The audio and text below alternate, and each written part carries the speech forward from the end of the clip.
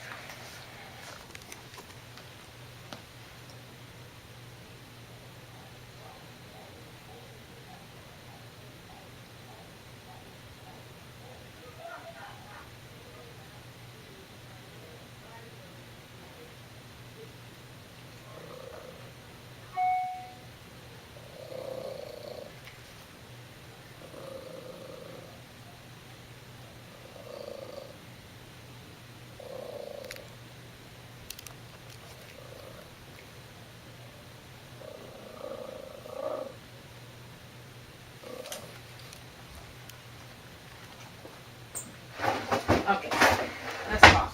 Okay.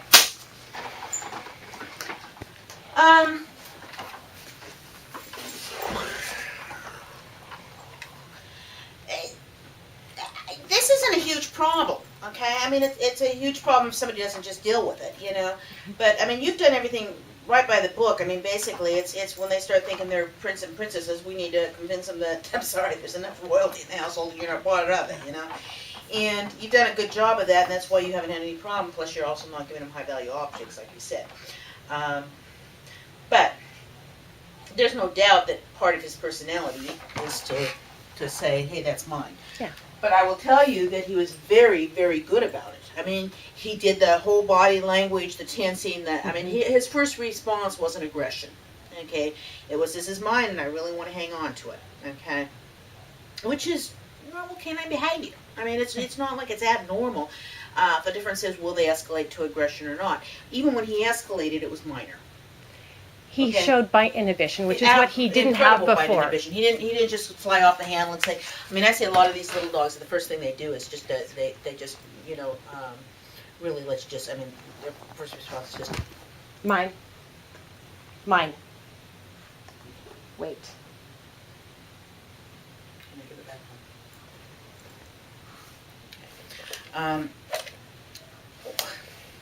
There's 2 or 3 different ways. Well, there's probably more than that, but there's 2 or 3 primary ways of going after this kind of behavior, and it's just where do you begin?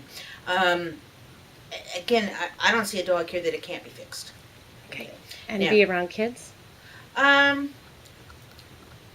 This is where you have to evaluate the owners, because when we're fixing the dog, it's not just the dog you have to fix, you have to fix the whole equation, okay?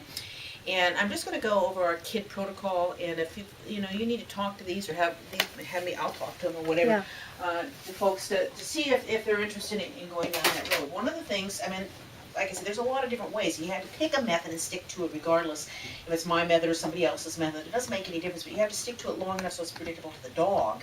Right. So the dog understands what the expectations are, because everybody treats things a little bit differently. When we have a dog and we're going to have toddlers, one of the things we teach the dog is that it's their job to remove themselves. A lot of dogs try to move the kids. I've got a space I want to keep, I've got a toy I want to keep, I've got something that I want to have possession of, and so I'm going to make the child stay away, okay? And we believe that the whole thing is about teaching the dog that it's their job to move away from the child, okay? And we do that because everything you come down to when you have a behavior problem is not the energy that somebody puts into trying to eliminate a behavior almost always reinforces it, because people just they pay attention to the behavior, and consequently it gets attention.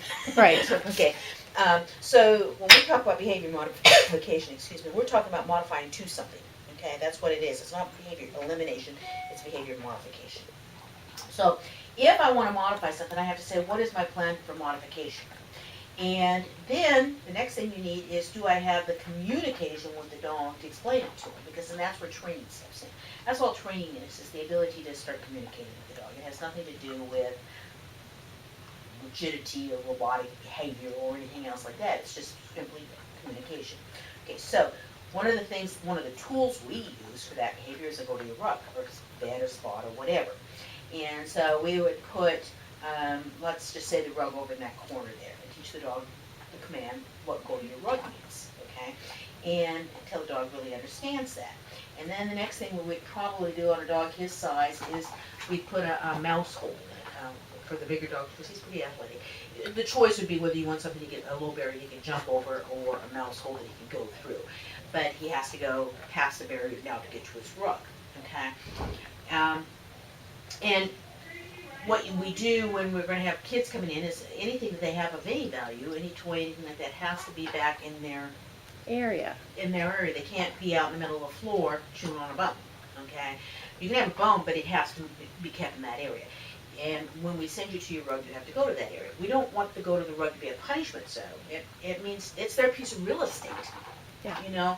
And the barrier's there because we also have to have a defining space that the child understands, because it's not just the dog, it's the children also.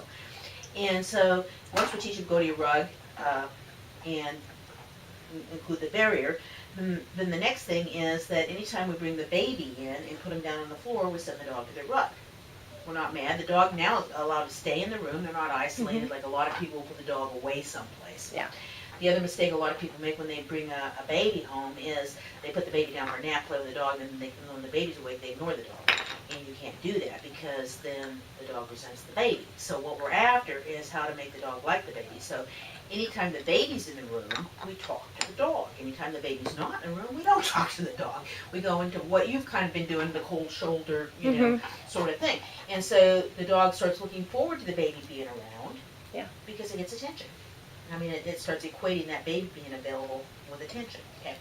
So the whole idea here is how we can communicate this to the dog, and through both our, like, you haven't put in training per se, No. but you've put in boundaries, and that's the same. I mean, there's still, you know, that's part of what they're learning right now. So we use the go to the rug, we send the dog, anytime the baby starts crawling around, we send the dog to the rug, and the dog just quickly learns that if the baby's on the floor and moving, their job is to go to their space. The other thing too is prior to the child coming there,